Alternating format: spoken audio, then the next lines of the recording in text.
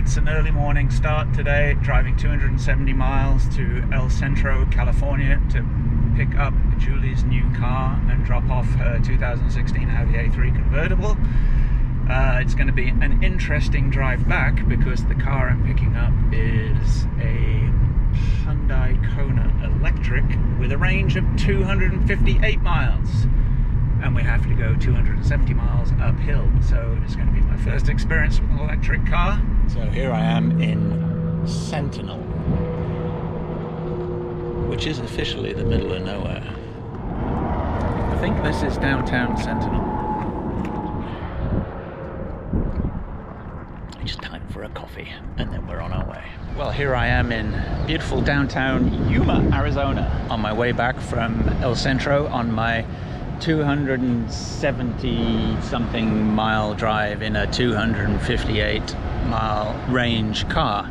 So I've had to stop off and top up about an hour into the trip, and I have to say Electrify America is great. It's real easy to use. You use the app, you just wave your card and wave your iPhone in front of the reader if you've set it up properly, and off it goes. And it actually charged pretty quickly to 80% and then has gone down. So anyway, here's the car,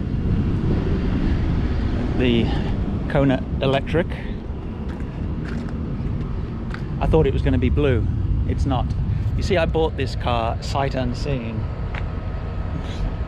because of all the great reviews I read, and I thought it would be a good idea.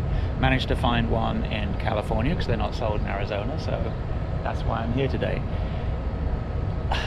The experience actually getting it at the dealer was a nightmare. We didn't have the right documentation for an out-of-state purchase. When I got there, they said, "Where's your wife?" because it's in her name, and they said, "Well, we can't deliver it to you after I'd driven for 4.5 hours." And so they had to read all the paperwork, put it in my name, so now I've got another car. I'm going to rent it out to her.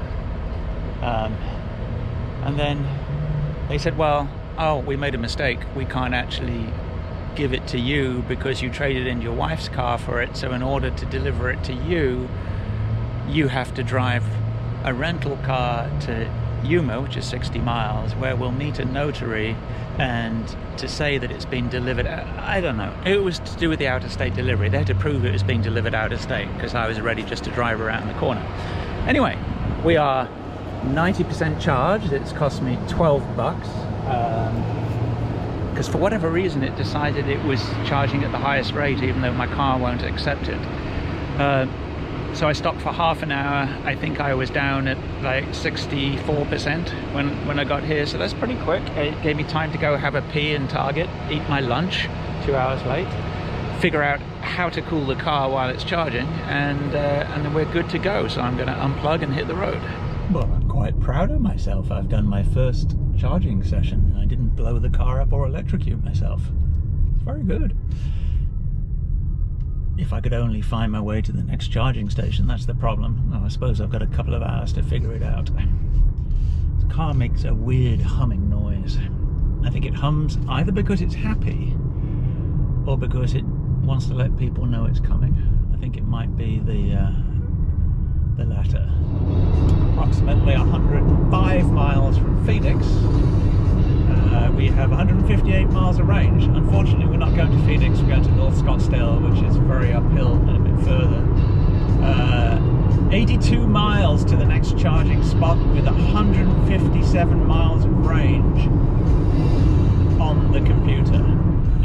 Range seems to be going down at a rate of 2 for 1 for the miles coming off the nav screen. So we might just squeeze in there in Buckeye. I haven't really been careful. I've been doing 75 miles an hour, which is the speed limit, with active cruise control, lane assist, all that switched on.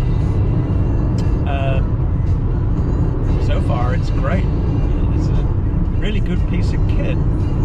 Amazing how Hyundai can do this for the price compared to all the other EVs on the market. Admittedly, the finish inside isn't the same quality. It's definitely a step down from the Audi we had before, but for a run around town car, it's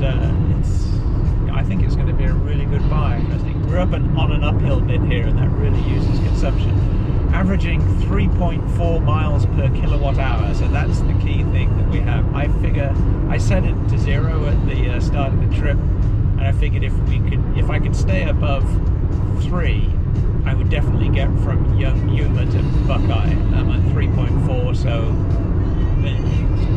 very comfortable at the moment. One thing a trip in a new car that lasts over 4 hours enables you to do is to look at all the cool shit in it. A lot of storage in this. There's obviously cup holders here, and then there's this big bin, and then there's a thing under here, and another thing there, and a thing there. There's lots of things.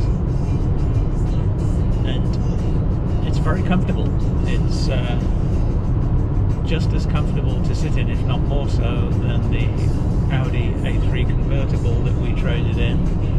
I must say the hard plastics are growing on me. They're kind of textured. It's nice. Very, very nice. Apple CarPlay. It's a little slow, but I don't know if that's a Hyundai problem or an Apple problem. There's a lot of delay on the screen. Stereo is amazing, and the cooled seats are really good. They send a breeze up your what's-it. So we have 51 miles to go to Buckeye to charge, and 121 miles of range. We are going to make it, no problem. We've kept a steady average of 3.4 miles per kilowatt hour, which is below where it should be. It should be somewhere around about 4, but highway driving isn't the best thing for an electric car, and we've been going steadily uphill, so 3.4, I guess, under the circumstances, is okay. Now, this may just be because I was too annoyed at the dealership to actually ask them to show me anything on the car, but shortly before getting in this car, I drove a brand new Hyundai Sonata, which really surprised me. A fabulous car, beautifully finished inside, and amazing tech stuff on it. Now, the active lane assist or active lane keeping on that, you could actually drive it without your hands on the wheel. On the highway, it would keep you in the lane, a little bit too much to the left for my liking, but it would keep you in the lane, take you around corners, it wouldn't bounce off from side to side. And if you put it in the adaptive cruise control, it would keep a safe distance from the car in front, which you could set. So effectively, on the highway, you could actually drive with your hands off the wheel. Not that I would recommend that. This one, it has active lane keeping assist, or whatever they call it, I think. I looked in some of the menus and tried it, and it kind of kept the lane for a while and then decided to test me by veering off over the center line. So I don't know whether it was just because the center line didn't have any cat's eyes in, and it was a broken line, or if it's just not the same system. It doesn't seem to be the same system, but it does give you a warning, gives you an audible warning if you're going over the center line. I didn't really notice if it gave me any warning in the steering wheel. So, seems like it's not such a good system as in the Sonata, which is a bit disappointing. Anyway, I will carry on playing with stuff. The stereo is really awesome. Well, we're about to pull into Walmart in Buckeye with 58 miles of range left. That's a little bit less than I was expecting, but still pretty good. I wasn't careful at all. It was 155 miles, 58 left, so that gives us 213 total miles of effective range. It said 240 when we started, and as I said, it was mostly uphill. So I think that's pretty good. No stress whatsoever. Hyundai really nailed it with this car. Like the range is perfect, so it really is not an issue, and with more and more stations being constructed and brought online every day, it's going to be even less of an issue. These charging stations are right by the entrance. Let's go to this one. Try not to hit anything. Bloody amazing. Right. So we go into park. I guess we switch the engine off. We leap out, get my phone, and we charge this sucker. Oh, God, nearly banged Julie's new door. Right, so here we are at the charging station. It says plug in first, so I guess I have to plug in first. Press my doodad. Take the things off. You can see my charging level here is really low.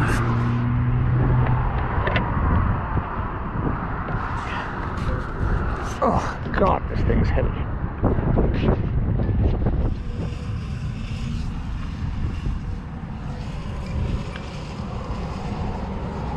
And we're done. It's authorized. It's initiating. A lot of whirring going on.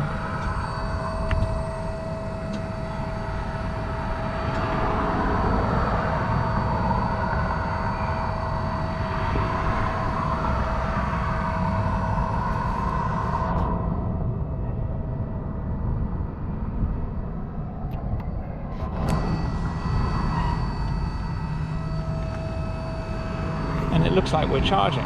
Yes, we are. Stated charge, 27%. For some reason, it charges at the highest cost rate. And my car's flashing.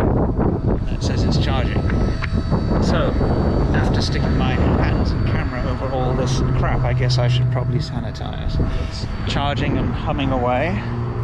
I think I'll go have another pee. Good parking, Steve. This is actually a really good car. Still think it's a blue-green rather than a blue, but hey, who knows? I've got to figure out if this car's locked. Got to get my mask. See you in a minute. So I had the time to wander around Walmart only to try and find the bathroom and speak to my son Max. Been here for 32 minutes and it's cost $13.44. And that's taken me up to like 76% charged. So I think we are good to go. It says I've had 35.9 kilowatt hours, which is 36 kilowatt hours now, which is just over half of a charge. So that gives me whatever that is, like probably 140 miles. Plenty to get up the hill to North Scottsdale. One thing I'm not quite so sure about is having the charging point right in front of the car, because if we had to have a frontal accident, guess what the first thing to get hit is? I know that's been mentioned in some reviews. It's really convenient to have it in the front for charging. I just wonder how long it's going to last. One thing I completely forgot that this car had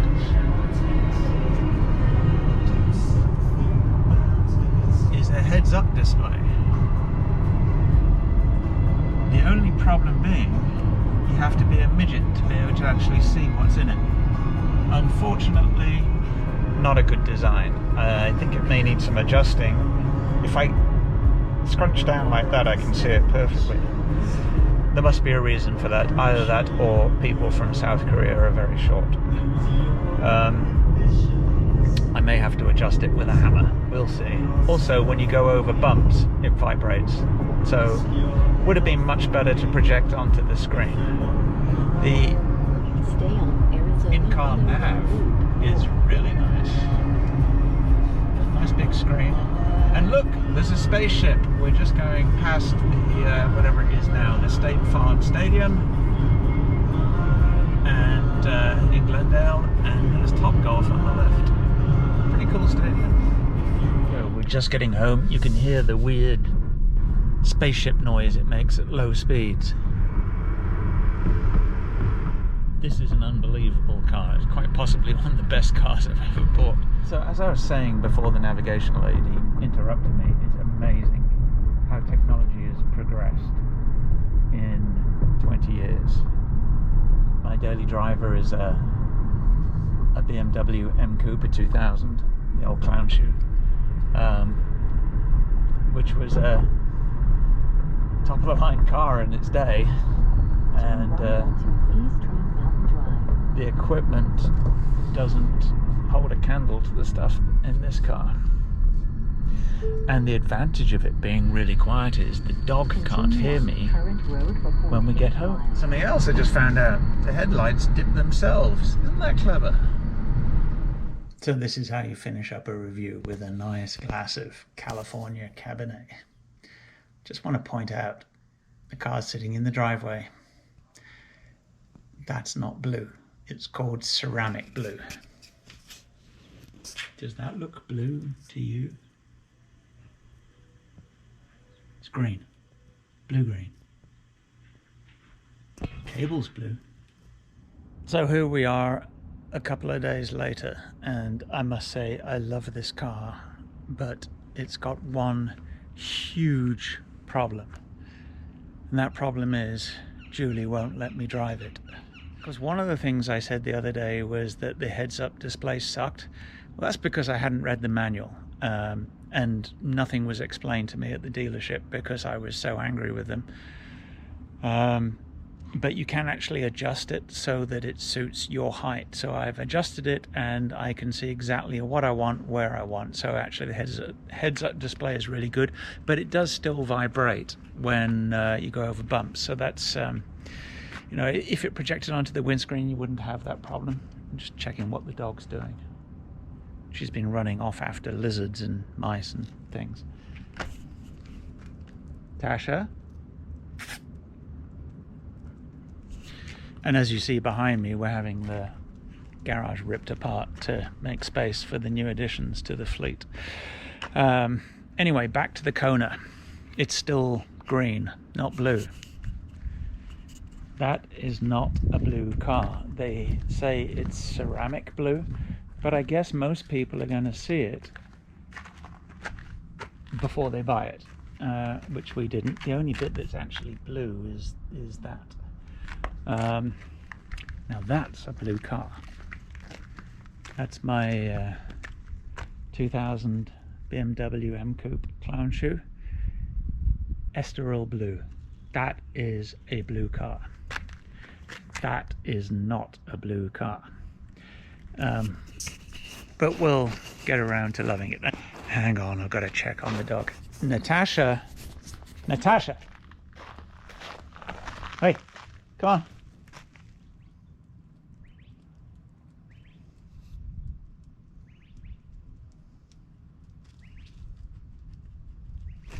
So, a couple of other things you may have noticed in the video. There were pieces of red tape everywhere.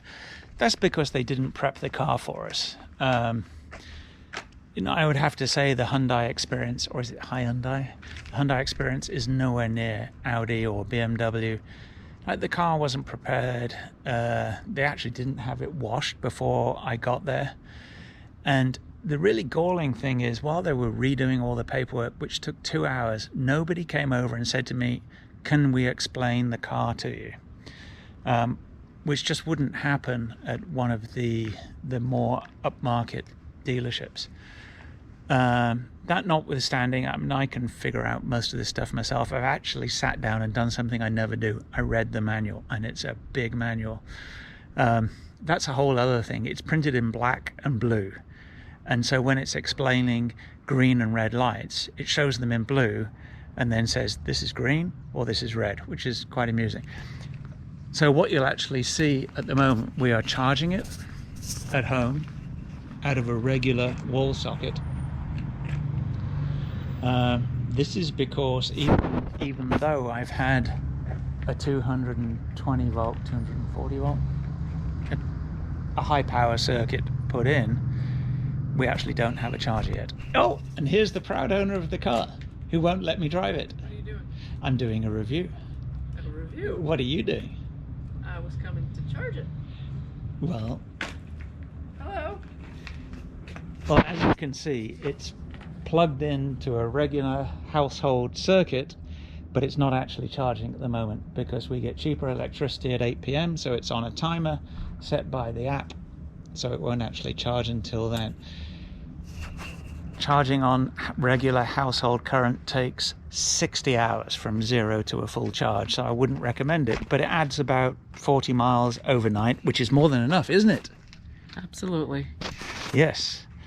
So most people worry about their cars being charged or not. It's not an issue. And if you look at it from this angle, it's definitely green. Green, blue. Green, blue. What colour do you think? Look, it's the same colour as Julie's shorts. Green. No, they're not. Green. This is olive. What do you think? What do you think? Teal. We've agreed on teal. But what do you think about the car? I'm still trying to get used to it. I'm trying to understand how everything works and what everything means. I need to read the manual. The blue manual. The blue manual. The manual is blue.